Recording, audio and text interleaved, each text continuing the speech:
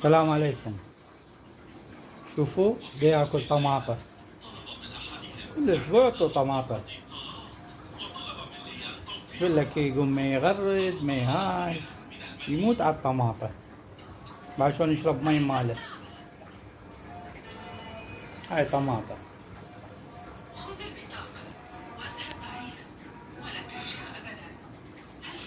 بعدين يشوفكم اياه شلون دا يغرد يموت على الطماطة وكل الزين له. بعد شلون يحب الطماطة يشرب المي ماله شوية يخلوا ملح عليه.